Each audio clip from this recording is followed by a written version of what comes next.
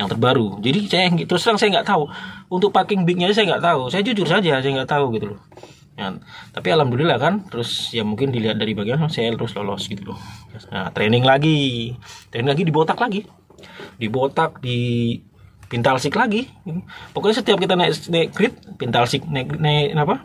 Skill up naik pintalsik di luar sih. Intinya saya sudah masuk di perusahaan tuh sudah enak, tak enak. Kalau sudah masuk itu kita sudah tahu jalan. Gitu loh.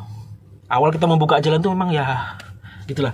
Semua itu kalau awal buka jalan sakit. Memang sakit.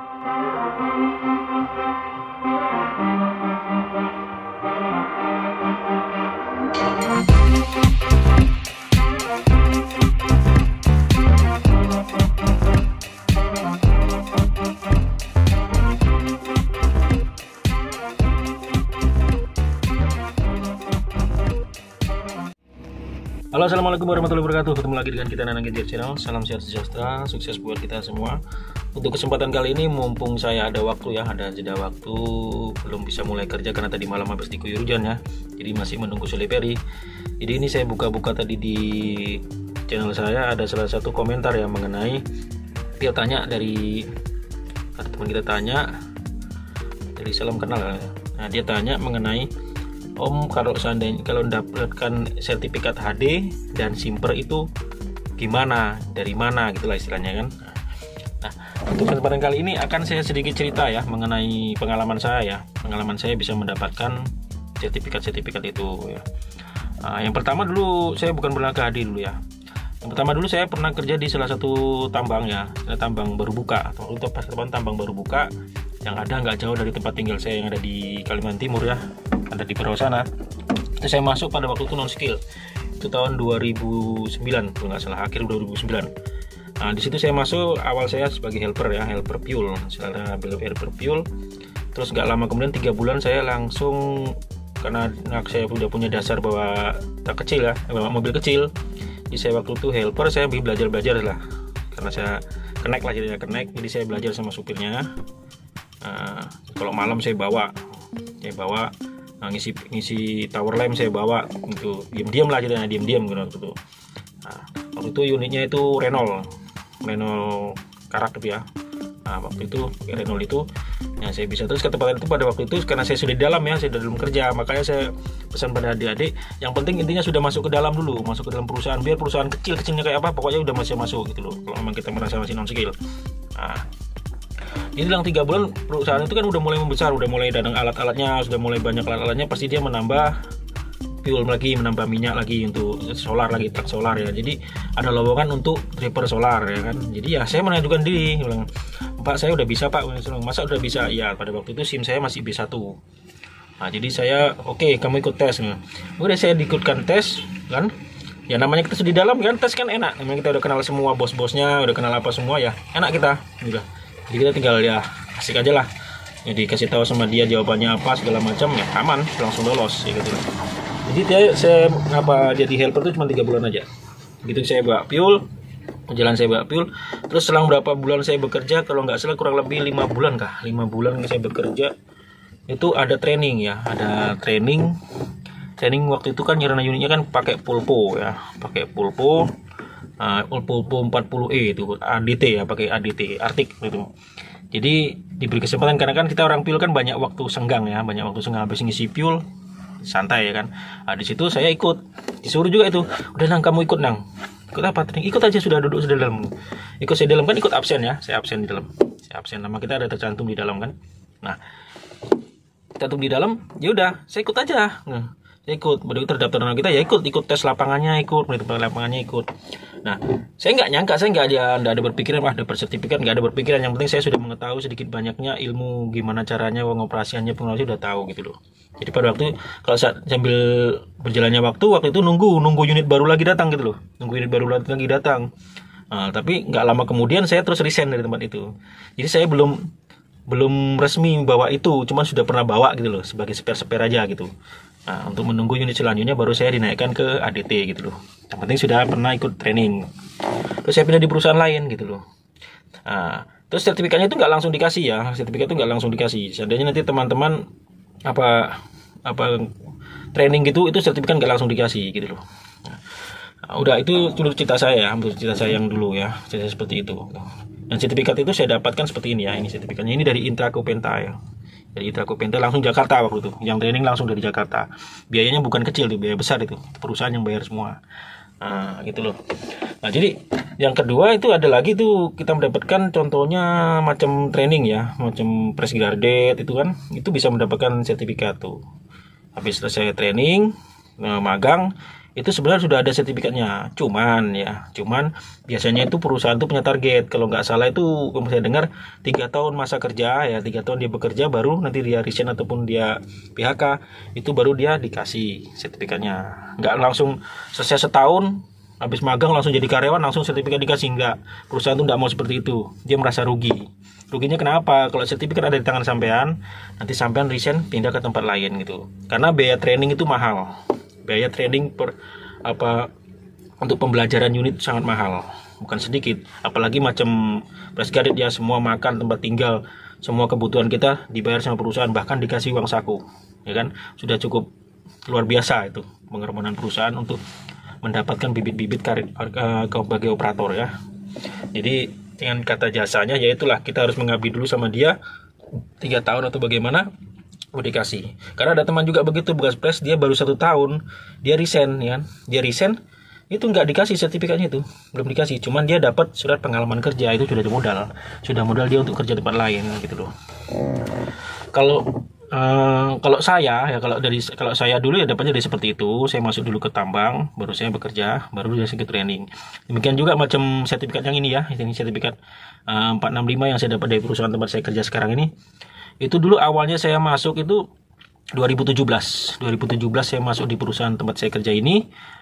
Itu saya sebagai driver pulpo ya, karena waktu itu saya sempat bekerja yang pertama saya pernah training Arctic, itu saya terus pindah kan, baru 1 tahun kerja saya terus pindah di perusahaan yang lain. Nah, di perusahaan tetangga yang lain, di situ saya bawa Mercy ya, saya bawa DT karena saya udah punya modal bisa bawa Renault, jadi saya bawa Mercy sampai kurang lebih hampir 5 tahun, 4 tahun kerja lebih lah. Habis itu tutup perusahaan gara-gara goyang 2012 kemarin, 2012, 13, 14 kan goyang harga batu bara. Di situ perusahaannya tutup. Jadi saya sempat nganggur sekitar 2 tahun.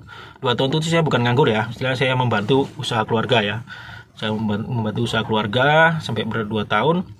Terus nggak lama kemudian saya berpikir, daripada saya begini-begini, saya kembali lagi tambang. Saya berusaha masukkan lamaran, semua berkas yang saya punya saya masukkan. Nggak lama kemudian saya dipanggil dan saya bekerja. Ya, terus saya masuk di perusahaan yang sekarang ini. Waktu itu 2017 itu saya tesnya tes pulpo. Nah itu teman-teman ya, tesnya tes pulpo. Saya nggak pernah sama sekali bawa pulpo gitu. Ya saya jujur saja, saya bawa DT-nya ini Pak. Saya tidak pernah bawa pulpo, saya jujur. Apalagi waktu itu pulpo yang terbaru ya, FM 400 ya, itu yang terbaru. Jadi saya terus terang saya nggak tahu. Untuk packing bignya saya nggak tahu. Saya jujur saja, saya nggak tahu gitu loh. Ya, tapi alhamdulillah kan, terus ya mungkin dilihat dari bagian saya terus lolos gitu loh. Ya sampai sekarang ini, gitu.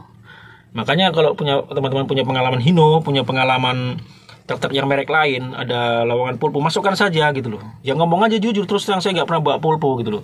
Cuman kalau pengalaman saya bawa truk pernah kan, tinggal penyesuaian saja. Jadi nggak usah ragu ya teman-teman ya. Jadi kalau seandainya saya selama di perusahaan saya ini, saya pernah pulpo. Tapi itu 1 tahun saya bekerja, ya enggak tahu entah penilaian perusahaan saya kerjanya bagus ataupun memang kebutuhan ya. Saya setahun bawa pulpo, dinaikkan itu training ya, itu training 465 pertama, training 465 ya, training 465 3 hari 4 hari waktu itu ya. Nah itu in kelasnya 2 hari, lapangannya 1 hari, habis itu orientasinya 1 mingguan lah itu berjalan ya. Saya dapat sertifikat, tapi sertifikat itu nggak langsung dikasih juga gitu loh. Selang 1 tahun kalau nggak salah, setengah tahun lebih itu baru jadi itu. Baru jadi itu bisa dikasih gitu loh, bisa kita ambil itu dari informasi, nanti sertifikatnya bisa diambil. Tapi sertifikat itu hanya sebatas ya, sertifikat itu sebatas pengangkatan dari perusahaan gitu loh, bukan dari PT-nya, bukan dari PT pabriknya ataupun PT yang mengeluarkan unit, bukan. Semuanya dari Intraco ataupun dari UT ya, itu ada lain lagi itu. Kalau yang saya dapat ini yang seperti ini nih, yang 465. Nah ini dapatnya dari perusahaan. Jadi perusahaan itu sudah bahwasanya bukti anak ini sudah saya naikkan ke ini buktinya gitu loh, sertifikat ini. Ya sebagai modal juga saya seandainya melamar keluar gitu loh. Nah, setahun saya 465, mungkin dilihat kinerja saya bagus ataupun memang kebutuhan saya dinaikkan ke 785. Nah, training lagi dibotak lagi. Dibotak, di pintalsik lagi. Pokoknya setiap kita naik grid, pintalsik naik apa? Skill up naik pintalsik gitu. Walaupun nggak sekeras yang pertama kita masuk. Kalau pertama kita masuk ya sama apalah, sama armet ya kan. Nah, itu ya dapat lagi sertifikat lagi, yaitu jadi sertifikatnya 2 gitu kan, 45 dan 785. Nah seperti itulah ya teman-teman, untuk mendapatkan sertifikat. Untuk pengalaman saya seperti itu gitu loh. Yang satu bisa dari fresh graduate ya kan? Itu bisa dapat sertifikat, tapi ya gitu untuk penjadwalan pemberian sertifikat itu diatur sama perusahaan karena dia yang membiayai gitu loh. Nah gitu. Yang kedua bisa kita dapat dari kita kerja dulu ya kan? Dari bawah dulu, baru nanti di skill up dapat sertifikat, di skill up dapat sertifikat, di skill up dapat sertifikat, begitu dia ya kan. Nah terus ada lagi kita yaitu dari pihak perusahaan mengundang dari pihak Jakarta atau pihak Intraco atau pihak UT langsung mentraining kita. Nah itu sertifikatnya langsung dari UT. Nah dulu saya juga sempat pernah training Mercy ya kan, training Mercy. Cuman pada waktu itu sertifikat tuh ada sebenarnya dari Cosmos, dari Bintang Cosmos waktu itu. Sertifikat ada dari Bintang Cosmos, tapi waktu itu saya tidak berpikir untuk mengambil gitu loh. Jadi nggak saya ambil tuh sampai perusahaan tuh goyang tutup, nggak saya ambil gitu. Itu waktu itu aku tanya sama trainer, sebenarnya ada dari Bintang Cosmos. Ya itulah sedikit cerita dari mana kita mendapatkan sertifikat itu gitu loh. Untuk HD ya, kalau untuk DT yang bisa kursus di luar saya nggak tahu. Saya nggak tahu kursus di luar sih. Intinya saya sudah masuk di perusahaan tuh sudah enak, tak enak. Kalau sudah masuk itu kita sudah tahu jalan. Gitu loh. Awal kita membuka jalan tuh memang ya gitulah. Semua itu kalau awal buka jalan sakit, memang sakit. Tapi kalau sudah masuk, udah kenal sana kenal sini, ya pintar-pintar aja bergaul, insya Allah ya bisa dapat jalan gitu. Karena terus terang ya, kalau kita kerja di tambang ini, rezeki itu datangnya dari teman, bukan dari siapa-siapa. Rezeki datangnya dari teman, ya, memang dari Tuhan ya, dari Tuhan mengarahkan ke teman. Jadi temanmu itu menginformasikan ke kita. Makanya kita bagus-bagus dari tambang, bertemanlah kita banyak tambang, bagus-bagus kita bekerja di tambang dengan teman, cari teman akrab, cari teman baik gitu loh. Karena suatu saat nanti pasti kita butuh informasi dari teman-teman kita itu, walaupun sudah berjauhan ke sana ke sini, kita kan menjual skill ya kan, bukan menjual apa gitu. Oke, gitu aja ya. Buat salam kenal ya. Sedikit cerita saja ini, sekaligus saya panjangkan waktunya ya kan, biar enak gitu ya kan. Baiklah, terima kasih. Semoga bermanfaat ya informasi dari saya ini. Saya akhiri ya. Assalamualaikum warahmatullahi wabarakatuh.